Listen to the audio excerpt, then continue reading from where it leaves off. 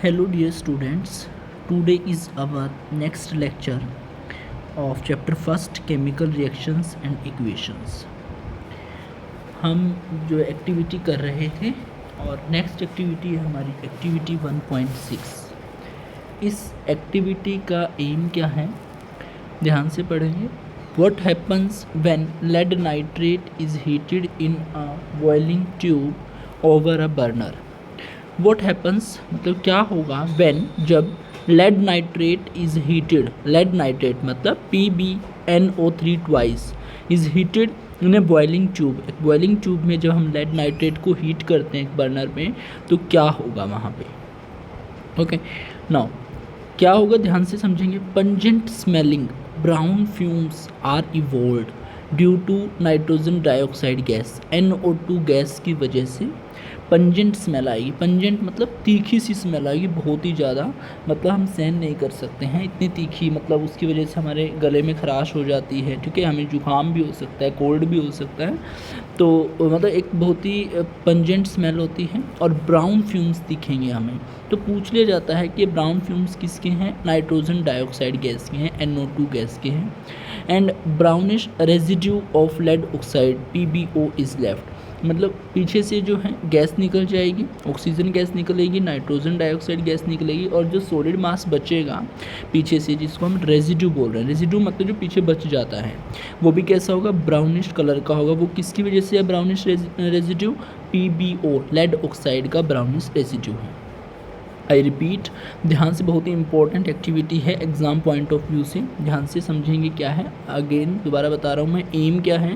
What happens when lead nitrate is heated in a boiling tube over a burner. जब हम lead nitrate को heat करते हैं तो क्या होगा, क्या हो रहा है ध्यान से समझेंगे. Pungent smelling brown fumes are evolved due to NO2 gas. Nitrogen dioxide gas के पंजेंट स्मेल के साथ बहुत ही तीखी स्मेल आएगी और ब्राउन फ्यूम्स हमें दिखेंगे नाइट्रोजन डाइऑक्साइड गैस के. Okay, and brownish residue of lead oxide PbO, lead oxide का ब्राउनिश रेजिड्यू बचेगा, लेड ऑक्साइड का ब्राउनिश रेजिड्यू बचेगा. ओके, अब हम रिएक्शन लिख रहे हैं, chemical reaction. Lead nitrate PbNO3 twice, जब आप इसको हीट करेंगे तो क्या बनेगा, यहाँ पे लेड ऑक्साइड PbO रेजिड्यू बच रहा है, ब्राउनिश रेजिड्यू है, plus nitrogen dioxide gas NO2 nitrogen dioxide. यहाँ पे इसको कंप्लीट लिखेंगे, ये नाइट्रोजन डाइऑक्साइड है भाई, डाइऑक्साइड. ठीक है जी, नाइट्रोजन डाइऑक्साइड गैस है, NO2 gas plus oxygen gas O2 gas निकल रही है. बैलेंसिंग देखो इस रिएक्शन की ध्यान से कैसे है.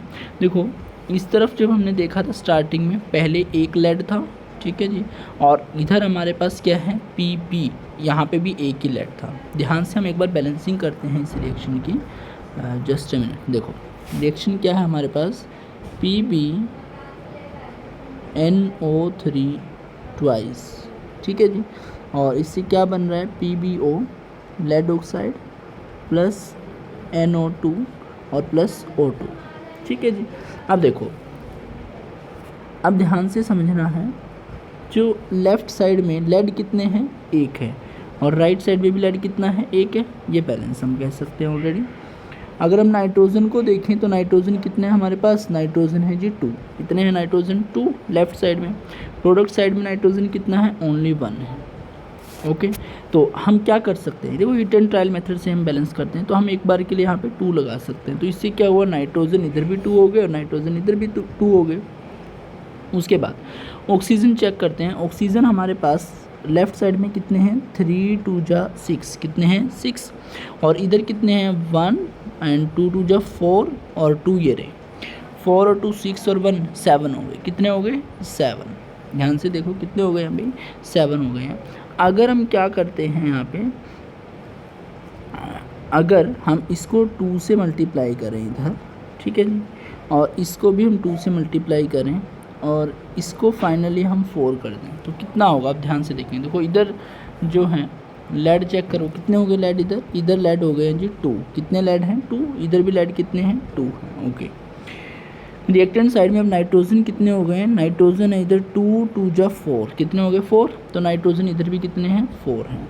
अब ऑक्सीजन चेक करो, 3 2 जा 6 और 6 2 जा 12, कितने हो गए, 12 हो गए. लेफ्ट साइड में प्रोडक्ट साइड में देखो कितने हैं, 4 2 जा 8, 8 एंड 2 कितने हुए 10, और 10 और 2 कितने हुए 12। अब ये रिएक्शन क्या हो जाती है, बैलेंस हो जाती है। ठीक है, दोबारा से देखो, इस रिएक्शन को दोबारा लिखते हैं हम। हमारे पास क्या था, PbNO3 ट्वाइस, NO3 है भैया, NO3 ट्वाइस।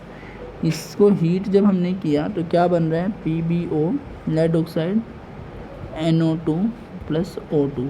बैलेंसिंग के लिए इसको 2 लगाना पड़ेगा, आगे इधर 2 लगेगा, इधर 4 लगेगा। अब ये रिएक्शन बैलेंस है, इसकी बैलेंसिंग ध्यान से आप लोगों ने कर लेनी। फिर भी कोई डाउट हो तो आप कमेंट सेक्शन में पूछ सकते हैं। ओके, ठीक है जी। अब ध्यान देंगे इधर, इन्फेरेंस मतलब क्या है कि क्या क्या कंक्लूज़न निकल रहा है। ध्यान से देखो, जब हमने लेड नाइट्रेट को हीट किया है तो क्या क्या कंक्लूज़न निकला है। सबसे पहला तो क्या है, पंजेंट स्मेल आ रही है और ब्राउन फ्यूम्स दिखाई दे रहे हैं। वो पंजेंट स्मेल और ब्राउन फ्यूम्स किसकी वजह से हैं, नाइट्रोजन डाइऑक्साइड गैस की वजह से, NO2 की वजह से हैं। थर्मल डिकम्पोजिशन रिएक्शन है, क्योंकि हम इसको क्या कर रहे हैं, हीट कर रहे हैं, और हीट करने से क्या हो रहा है, ये लेड नाइट्रेट जो है ये डिकम्पोज होकर के, टूट करके हमें 2 से ज़्यादा क्या दे रहा है, प्रोडक्ट दे रहा है। ठीक है, तो जब एक सब्सटेंस टूट करके, ब्रेक डाउन होकर के, डिकम्पोज होकर के 2 या 2 से ज़्यादा प्रोडक्ट देता है तो उसको हम डिकम्पोजिशन रिएक्शन बोलते हैं। और एक ऐसी डिकम्पोजिशन रिएक्शन जो किसकी प्रेजेंस में हो, जो हीट की प्रेजेंस में हो, ध्यान से देखो, हीट की प्रेजेंस में, उसको हम बोलते हैं जी थर्मल डिकम्पोजिशन। तो ये कौन सी रिएक्शन है, थर्मल डिकम्पोजिशन रिएक्शन है। ऑल्सो इसमें हम हीट अब्जॉर्ब करवा रहे हैं, हीट अब्जॉर्ब करवा रहे हैं, तो वो रिएक्शन जिसमें हीट अब्जॉर्ब होती है उसको हम बोलते हैं एंडोथर्मिक रिएक्शन। क्या बोलते हैं, एंडोथर्मिक रिएक्शन बोलते हैं। आई होप आपको ये जो एक्टिविटी है समझ आ गई होगी। फिर भी कोई डाउट है आप कमेंट सेक्शन में पूछ सकते हैं। ओके, नाउ नेक्स्ट एक्टिविटी, हम नेक्स्ट एक्टिविटी की तरफ बढ़ते हैं। नेक्स्ट एक्टिविटी है एक्टिविटी 1.7। इस एक्टिविटी में इलेक्ट्रोलाइसिस ऑफ वाटर दिखाया गया है। वाटर की इलेक्ट्रोलाइसिस, इलेक्ट्रोलाइसिस का मतलब क्या है कि किस तरीके से हम वाटर की इलेक्ट्रोलाइसिस मतलब डिकम्पोजिशन ऑफ वाटर, वाटर की डिकम्पोजिशन है in presence of electricity, electricity की प्रेजेंस में। तो इलेक्ट्रिसिटी के प्रेजेंस में किस तरीके से हम दिखा सकते हैं, ध्यान से देखेंगे क्या होगा यहाँ पे। व्हेन वाटर इज़ इलेक्ट्रोलाइज्ड, क्या लिखा हुआ है, व्हेन वाटर इज़ इलेक्ट्रोलाइज्ड, मतलब वाटर लिया हमने और वाटर में जो हमने इलेक्ट्रिसिटी पास करवाई, इलेक्ट्रोलाइज्ड का मतलब इलेक्ट्रिसिटी हम पास करवा रहे हैं, तो hydrogen and oxygen gases are emitted. तो कौन सी गैसेज एमिट होंगी यहाँ पे, हाइड्रोजन और ऑक्सीजन गैस एमिट होंगी। रिएक्शन क्या लिखी हुई है, H2O वाटर है, इलेक्ट्रोलिसिस करवाई तो यहाँ पे क्या बन रहा है, H2 hydrogen plus oxygen O2। ठीक है, ये रिएक्शन है आपकी। उसके बाद इन्फरेंस देखो, कंक्लूजन क्या निकल रहा है, volume of hydrogen gas is twice the volume of oxygen. Very important point, ये देखो क्या लिखा है इस पॉइंट में, वॉल्यूम जो है हाइड्रोजन गैस की वो ट्वाइस है, 2 गुनी है to the volume of oxygen. जितनी ऑक्सीजन की वॉल्यूम है उससे 2 गुना है हाइड्रोजन की वॉल्यूम। देखो लिखा हमने, बैलेंस करा हमने, बैलेंस करने के बाद यहाँ पे 2H2 आया है और यहाँ पे 1O2 आया है। मतलब क्या है, अगर हमने ऑक्सीजन 1 ml ली है तो हाइड्रोजन 2 ml लेनी पड़ेगी, अगर हमने ऑक्सीजन 2 ml ली है तो हाइड्रोजन 4 ml लेनी पड़ेगी, उस तरीके से है। तो वॉल्यूम जो है हाइड्रोजन गैस की वो twice the volume of oxygen gas है। तो कई बार क्या आ जाता है, रेशो पूछ लिया जाता है हाइड्रोजन गैस की वॉल्यूम का और ऑक्सीजन गैस की वॉल्यूम का, तो हाइड्रोजन और ऑक्सीजन का रेशो क्या आता है, 2:1। अगर पूछे ऑक्सीजन और हाइड्रोजन का रेशो तो ऑक्सीजन पहले बोला है तो 1:2 आ जाएगा, बस ये ध्यान रखना है। अगर पूछे हाइड्रोजन और ऑक्सीजन का रेशो तो ये आएगा, और ऑक्सीजन और हाइड्रोजन का पूछे तो ये आएगा। तो जो पहले बोला है उसको पहले ही लिखना, अगर पहले हाइड्रोजन बोला है तो हाइड्रोजन की वॉल्यूम पहले लिखनी है, ऑक्सीजन बाद में बोला है तो ऑक्सीजन की वॉल्यूम बाद में लिखनी है। पहले ऑक्सीजन बोला है तो ऑक्सीजन की वॉल्यूम पहले लिखनी है, और हाइड्रोजन बाद में बोला है तो हाइड्रोजन की वॉल्यूम बाद में लिखनी है। ओके, तो ये है सेकंड जो कंक्लूजन है वो क्या है, सेकंड कंक्लूजन में बोल रहा है one of the gases catches fire and Burns with pop sound indicating that it is hydrogen. जो 2 गैसेस रिलीज हो रही हैं यहाँ पे, उनमें से एक गैस क्या करेगी, फायर कैच कर सकती हैं और वो मतलब आग पकड़ सकती है, और पॉप साउंड के साथ बर्न करेगी। वो पॉप साउंड के साथ बर्न करना उसका क्या इंडिकेट कर रहा है कि वो कौन सी गैस है, हाइड्रोजन गैस है। ओके, तो इस पॉइंट को ध्यान से नोट कर लेना है। नेक्स्ट है, in other gas candle Burns brightly indicating that it is oxygen. Candle जो है उस गैस की प्रेजेंस में बर्न करेगी एकदम तेज़ी से, ब्राइटली। ठीक है, तो वो क्या इंडिकेट कर रहा है कि ऑक्सीजन है, क्योंकि बर्निंग हमेशा ऑक्सीजन की प्रेजेंस में होती है। इलेक्ट्रोलाइटिक डिकम्पोजिशन रिएक्शन, ये जो है डिकम्पोजिशन रिएक्शन है क्योंकि वाटर डिकम्पोज होकर के हमें दो प्रोडक्ट दे रहा है, हाइड्रोजन और ऑक्सीजन, तो ये डिकम्पोजिशन रिएक्शन है और इलेक्ट्रिसिटी के प्रेजेंस में हो रही है, तो इसीलिए ये इलेक्ट्रोलाइटिक डिकम्पोजिशन रिएक्शन है।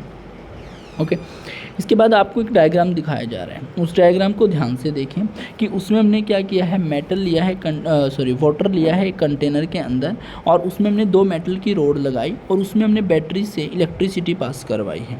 जब हम इलेक्ट्रिसिटी पास करवा रहे हैं तो वहाँ पर क्या हो रहा है, एक पॉजिटिव है और एक नेगेटिव है, दो पोल बन रहे हैं हमारे पास, एक पॉजिटिव और एक नेगेटिव।